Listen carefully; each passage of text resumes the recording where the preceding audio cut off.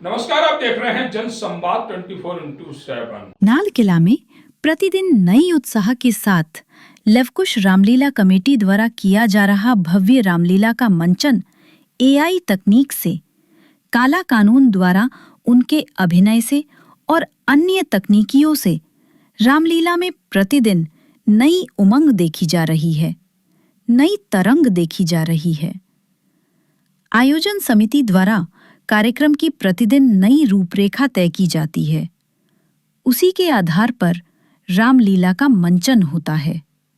जिस तरह से प्रतिदिन दर्शकों की भारी भीड़ लवकुश रामलीला में पहुंच रही है, उससे ऐसा दिख रहा है 2 अक्टूबर 2025 को लवकुश रामलीला के पंडाल में लाखों की संख्या में राम भक्त पहुंचेंगे।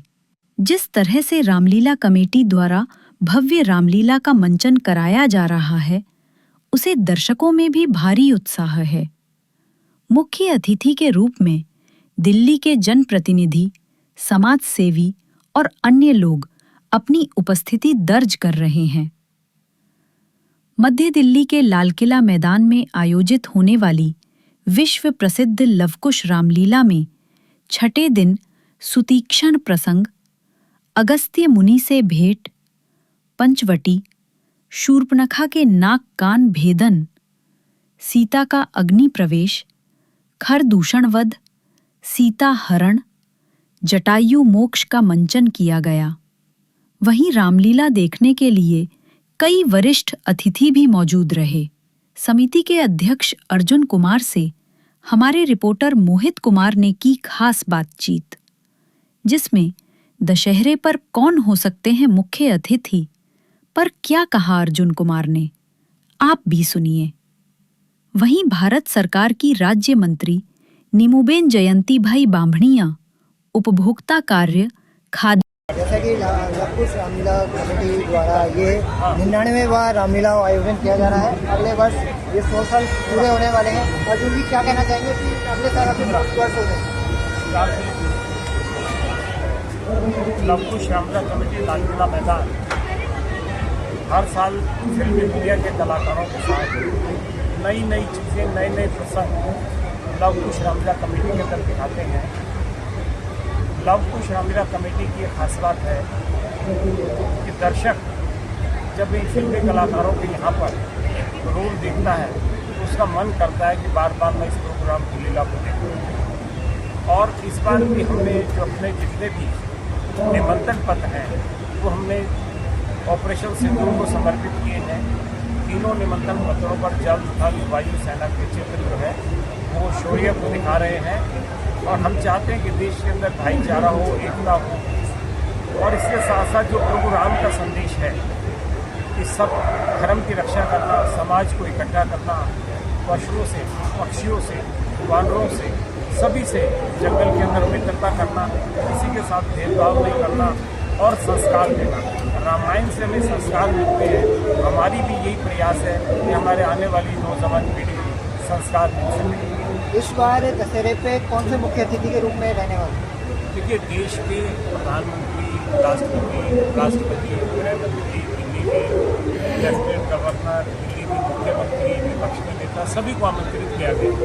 लेकिन सिक्योरिटी रीजन से मैं समझता हूँ कि मंडे तक ये सब चीज़ें क्लियर हो जाएगी, तभी आपको सूचना दी जा सकती है कि कौन से मुख्य अतिथि लीला स्थल पर पधारेंगे। अभी हाल ही में मनोज तिवारी ने परशुराम जी का रोल किया, क्या कहना चाहिए?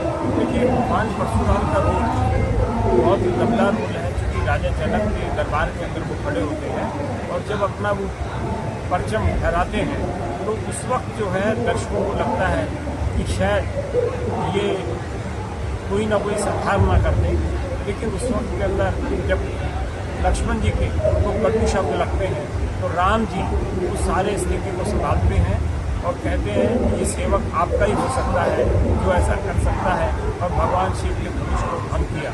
तो परशुराम जी ये कहते हैं, अगर आप भगवान शिव के इस धनुष के ऊपर, मैं अपनी शंका में तभी मिटेगी मेरी जब आप इसके ऊपर जो है ये बाण चढ़ा के दिखाएंगे। और जब राम जी उसके ऊपर बाण चढ़ाते हैं तो परशुराम जी शांत हो जाते हैं। इस बार देखा जा रहा है कि जब से बीजेपी गवर्नमेंट आई है उन्होंने रामलीला को क्या कहते हैं प्रोत्साहन दिया है, क्या कहना चाहेंगे इसमें? देखिए, दिल्ली सरकार ने रामलीलाओं को काफ़ी प्रोत्साहन दिया है और दिल्ली की रामलीलाओं को सिंगल विंडो सिस्टम करने के बाद दिल्ली की रामलीलाओं को काफ़ी राहत मिली है।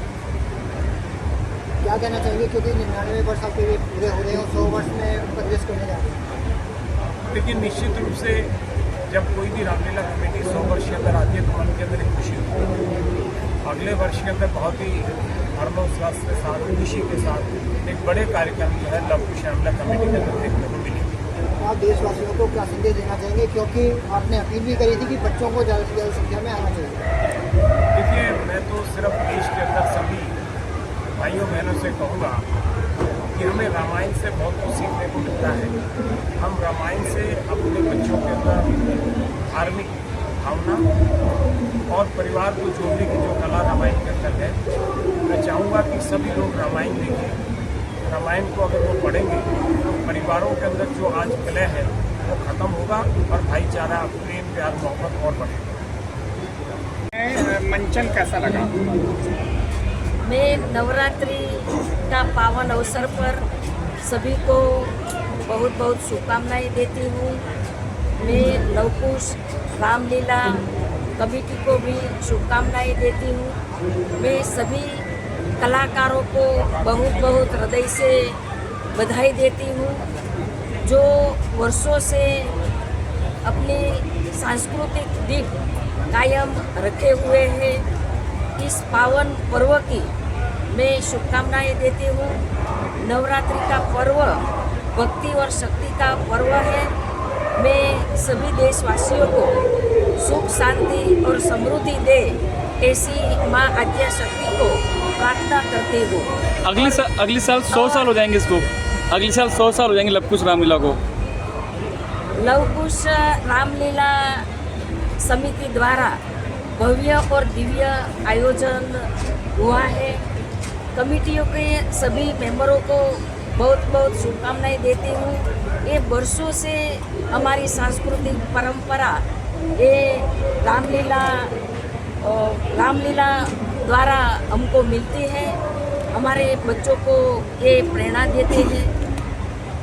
दिल्ली के अंदर जो मुख्यमंत्री उन्होंने 10 बजे लाउड स्पीकर चलता था, अब वो 12 बजे तक कर दिया अनुमति। 2 घंटे एक्स्ट्रा दिए हैं रामलीला मंचन के लिए, दुर्गा पंडाल के लिए, नवरात्रों के लिए, क्योंकि पहले 10 बजे के बाद लाउड स्पीकर नहीं अलाउ था, अब वो 12 बजे तक कर दिया है। नवरात्रि पर्व भक्ति और शक्ति का पर्व है।